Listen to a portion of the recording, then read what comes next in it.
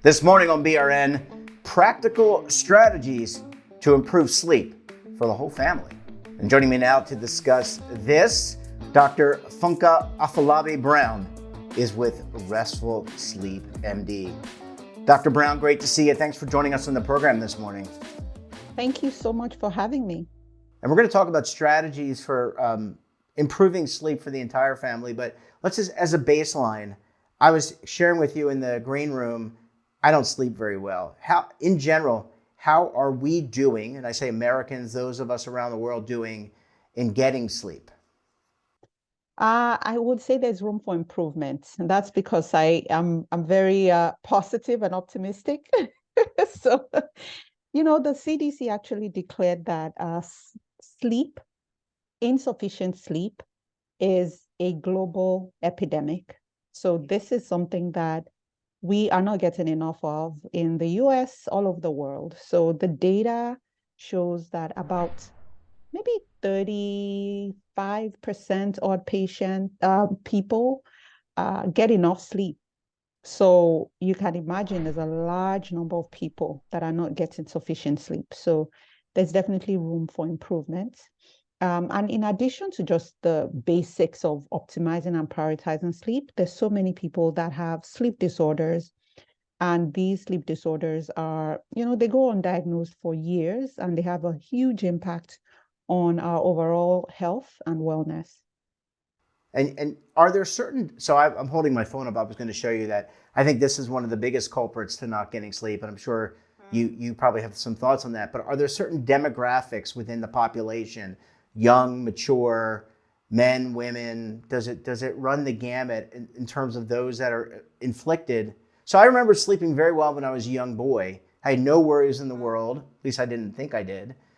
Now that I'm an older, mature man, I've got a lot of worries. So does it run across all demographics? Yeah, that's, a great question. It turns out, yes, it actually does. So we know that about 58% of even middle school kids are not getting sufficient sleep. About 74% of high school kids are not getting enough sleep.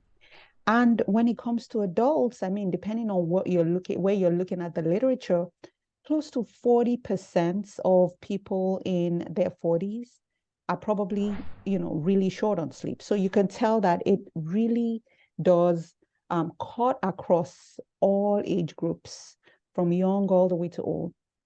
Yeah. But I would say Right. the causes, the things that are contributing to poor sleep differ a little bit as we get older. And so just to kind of follow up on that, what as we mature, and I would say the repair recovery time of sleep, probably really important as you mature. You can bounce back when you're a younger person. You can work on 3 or 4 hours, you can drink caffeine. As you get older, though, you need to be able to repair your body Hmm. Hmm.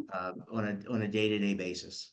Yeah, no, that's true. And things like stress start to play more of a role. Work, but still everybody's on their phones. We're constantly plugged in. So I think that is something that's common across all age groups. But then, you have so many other responsibilities, so many other obligations as you get older.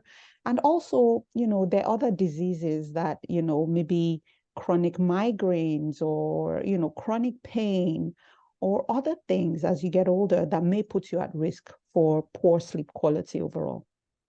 So if I'm a parent of younger children, and I'm saying younger than 18, what are some strategies that I should follow to help my children get better sleep and ultimately be better prepared for the day at school, in college, maybe even work? Yeah, I usually would say, because we look at this from a family approach. So I would say these recommendations are very important, even for you as the parent. And the first is really being a role model. I think kids, our children, everybody that we're leading in one capacity or the other, they watch the things we're doing more than what we say. So I could say, yeah, tell your kids to put their phones away till I'm blue in the face. But if you're on it, they're going to call you out. So I think it's really important that we set that cadence in the home. So there's an acronym that I created, which is super easy, because everybody's tired. You don't want to go start looking up 20 different things to do.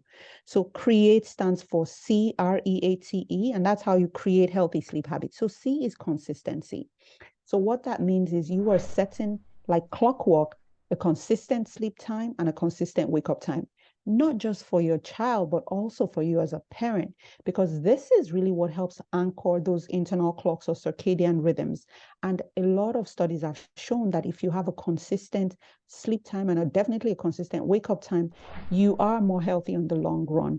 So try to avoid sleeping in on the weekends excessively, right? And then the next is R. R stands for routine. You want to have a routine that is cool, calm, that is relaxing and is heading in the direction of the bedroom. So yes, that might include reading to the kids, or them taking a shower and just really winding down and things like that. But for us as well, we need those routines because it cues our brain to know when it's time to get to bed. E is the environment. So what does that environment look like? You want it to be cool, you want it to be dark, and you want it to be noise free, because all those things can affect your sleep quality. A stands for assign the bed for sleep and sleep only in bed. So really avoid bringing work into your bedroom. Really avoid bringing your laptop in to do emails or eating or watching TV. The bed should be where you sleep. T is technology. And we all know that technology impacts us in so many ways. That's like a whole talk on its own, right? It decreases the melatonin, which is the sleep hormone that helps us to sleep. It is very, very stimulating, so it makes it hard for us to wind down. And then it just displaces sleep overall. And then the final E is eliminate. So what are you eating? What are you consuming that's affecting your sleep? So that might look like caffeine, that might look like, alcohol. That might look like eating really heavy meals just before bed. You really want to try to eliminate those. So create healthy sleep habits. And I think this is something that is practical both for us as parents, but also for our kids as well. Yeah. So if we follow CREATE, doctor, does it matter what type of bed? You see the ads like I do. You got this type of bed where you can adjust the number. You got this type of bed, which is maybe a different material. Does that matter as much relative to what you're talking about, which is following these letters, this acronym, in order to get a better part of sleep? I think those are bells and whistles, right? So I would say follow those fundamentals first. I would rather you literally sleep on a bumpy old mattress than have a very, very irregular sleep schedule, or have no routine. Of course, those things are important really for our alignment. We want things that are comfortable, but I feel like we need to put the priority on what's important. And so once you follow those fundamentals, then you could say, okay, how do I then make things a little bit more, up level a bit more? And that's where some of these other elements come in. So, being practical, you want to make sure that you are sleeping on beddings that are comfortable, because if not, you might end up finding that you're still waking up because you're uncomfortable, right? You want to make sure that your mattress is firm and it helps you with spine alignment so that you don't get chronic back pains. But all the other things, those other details, I would say is minor details when you compare them to the fundamentals. I'm not saying they're wrong, but I'm saying really we have to make sure we're putting priority where it's important. Yeah, good sleep hygiene as well as good wellness is very important. Doctor, we're going to have to leave it there. Thanks so much for joining us, and we look forward to having you back on the program again very soon. Thanks for having me. And don't forget to subscribe to our daily newsletter, The Morning Pulse, for all the news in one place. Details are at our website. And we're back again tomorrow for another edition of BRN. Until then, I'm Jeff Snyder. Stay safe, keep on saving, and don't forget, roll with the changes.